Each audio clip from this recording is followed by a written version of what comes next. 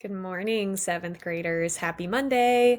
I am here in North Carolina, safely, very tired. It is beautiful outside. If you come to Zoom hours tomorrow, I will show you around my sister's house. So here's what's going on for this week. We are reading chapters 12 through 15 this week. Today, your assignment is chapters 12 and 13.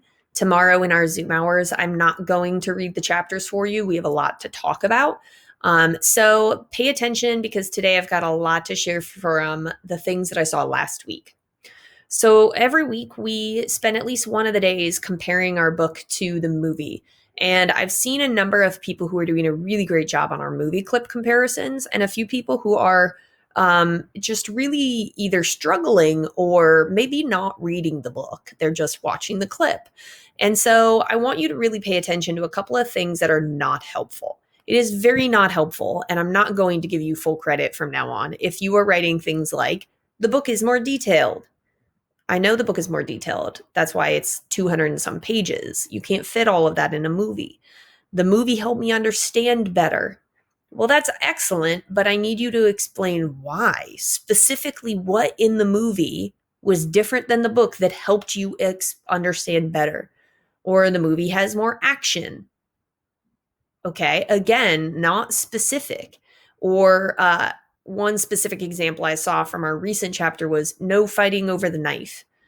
While that is closer to being beneficial, it's still not really specific, nor does it actually tell me which text you're talking about. So, what would be better is the way that Lindsay explained it on the right hand side. You can see she basically made that same comment, but she actually clarified it and gave detail enough that it made sense. In the movie, Rue secretly steals someone's knife. In the book, that isn't included. In the novel, Peeta and Katniss are wearing matching outfits, but in the clip, everyone is wearing the same outfit. In the movie, it tells tributes how they can die of natural causes. In the book, nothing is said about natural causes. I actually think the natural causes are mentioned earlier in the book, but that's something Katniss mentioned from seeing previous year's games. And in the film, the District 4 girl is killed in the cornucopia bloodbath. While that doesn't tell us what happened in the book, it's still much more specific, and it's telling us which of the two texts you're seeing the difference in. And when I saw people's analysis answers last week for why those changes mattered, when you talk about the movie having more action or being more detailed, it doesn't give you a lot to say about why the movie makers did that. And so seeing things like, why did the movie makers do that? It makes it more interesting. You're getting on the right track, but you still need to give us a little more detail. For example, the fact that Rue secretly steals someone's knife. In the movie, what this adds is understanding the character of Rue better, who we hadn't really seen anything of yet. And two, it adds comedy. It's sort of a funny scene or a funny piece of an otherwise very dark scene. In the novel, they're wearing matching outfits, but in the clip, everyone is wearing the same outfit. What does that do? Why does that change things? Well, in the movie, nobody would notice or care, perhaps, that Peeta and Katniss were wearing the same thing. But in the movie, with everybody wearing the same thing, it really conveys a lot more of that sense of uniformity, of losing your identity, and it makes it look very much more industrial. Talking about dying of natural causes. In the movie, that creates a lot more drama, some more conflict. Now we've been, clued in again that you could die of starvation, you could die of exposure, you can die of dehydration. And that's actually, dehydration is something we'll see Katniss deal with in chapter 12. So this week and next week, anytime that we are doing a comparison, please be more specific. And the other thing I saw a lot of people struggling with last week was our figurative language. So I have a review for you that I will give you today. Some chapter 10 and 11 quiz amazing ideas. Now, I have graded as many people as turned in the most recent quiz. If you are still working on it, please email me when you are done so that I know to grade it. Again, anytime you finish a quiz after the original due date, please email me that it's done so that I can grade it. So some really amazing ideas about how Panem is a dystopia. No matter what district you're from, the capital will always be on top of you. They have AVOXs with no free will. In the districts, they value water and food because it's scarce, while in the capital, they value looks and style and entertainment. The capital is partying, celebrating the upcoming deaths of 23 young people. The capital and the districts are like two different worlds. There is a lot of futuristic technology. The people in the capital act politely with good manners, but they value violent entertainment. And everyone lives in fear, even people from the capital. Why do we know that? The AVOX was originally from the capital. Even she lived in fear before trying to run away. What we're going to focus on in chapters 12 and 13 are to listen to the text and consider some of these themed topics. How are they further developed in this chapter? You can get extra credit in Zoom or on your doc if you add or share an answer to that question. Some topics are suffering as entertainment or reality TV, the importance of appearances, inequality between rich and poor, and some other things I want you to think about are, what do you predict are going to happen next? How do you relate to Katniss more or less as the story goes on? And you'll see in our document for this for today that our focus is on how the game makers chase the tributes from their hiding places and how that relates to that theme topic I just mentioned of reality TV. We are also going to focus on the ways Peeta and Katniss are strategizing. Now, you'll see a lot of detail about Katniss. There are so many different ways that she strategizes.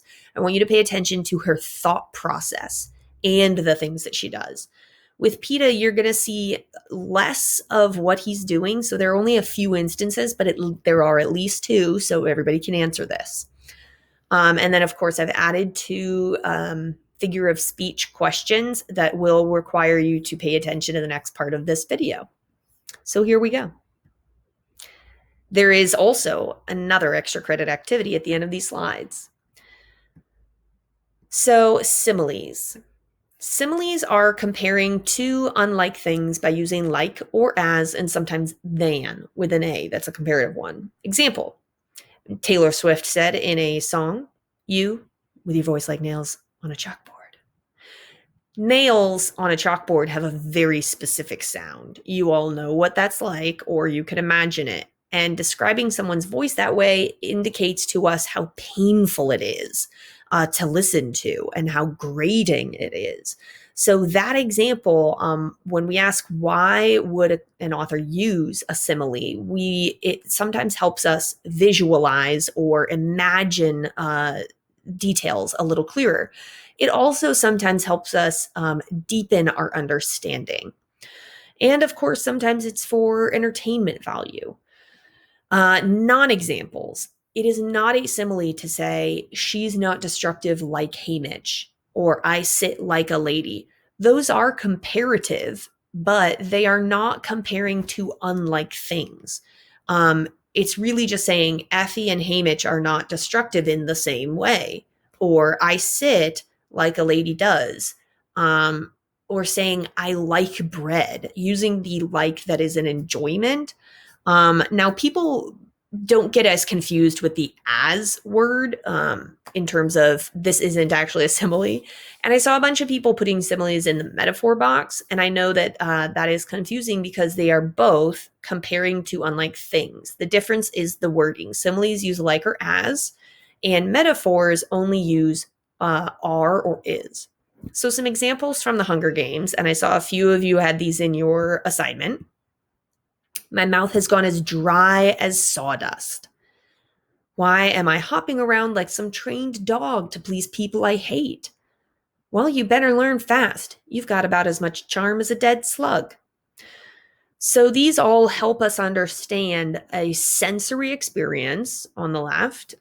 You've got about as much charm as a dead slug is actually very insulting. And like a trained dog, again, that really gives us an emotional understanding of how upset Katniss is. This is very sarcastic.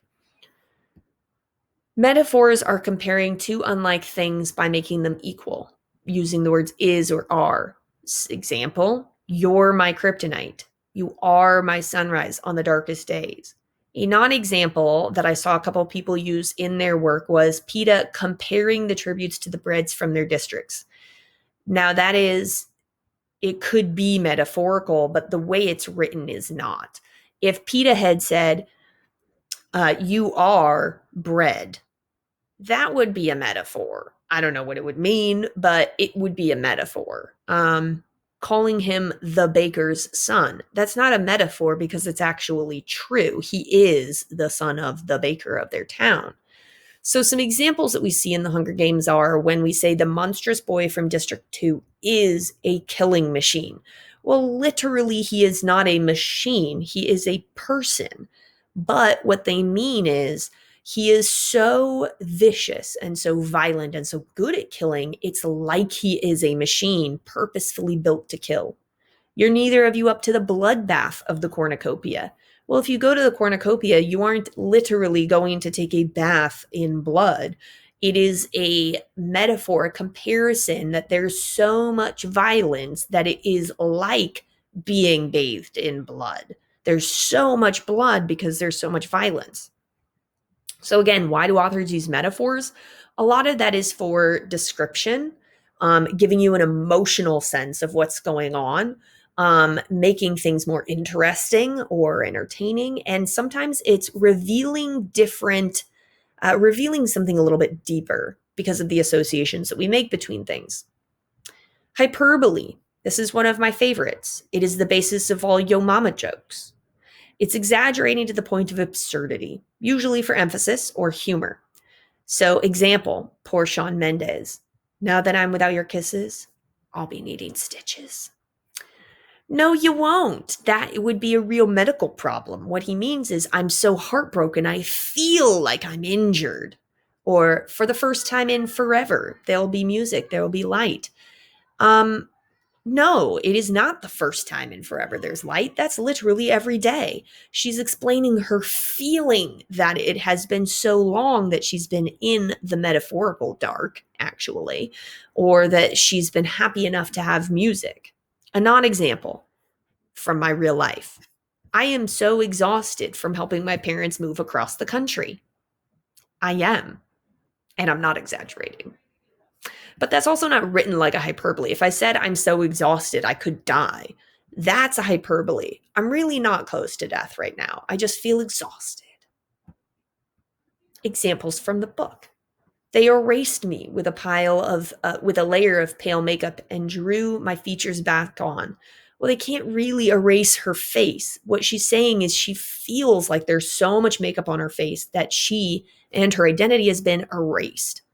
So don't count me out, Rue says. I wouldn't in a million years. Well, Caesar isn't going to be alive for a million years, or at least we don't think so. However, there's a lot of plastic surgery in the capital, so maybe. But he means he's just emphasizing how much he believes or how much he could care about what she's saying. In the same way, you're killing us. He's not literally saying that he's dying. He's saying, oh, the suspense of you not telling us is almost painful.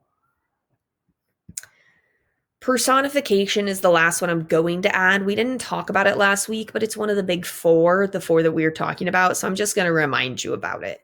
It's giving inanimate or non living things human qualities, which are thoughts and feelings. It's not just movement, it's like will, intention, feeling.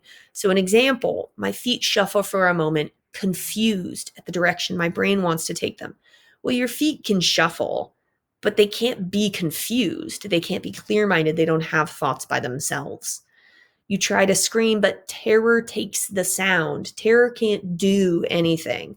And horror looks you right between the eyes. Horror doesn't have eyes and it can't look at you. What he's doing is making those feelings seem so powerful as if they are acting upon you. A non example, the computer rested on the table where she left it yesterday.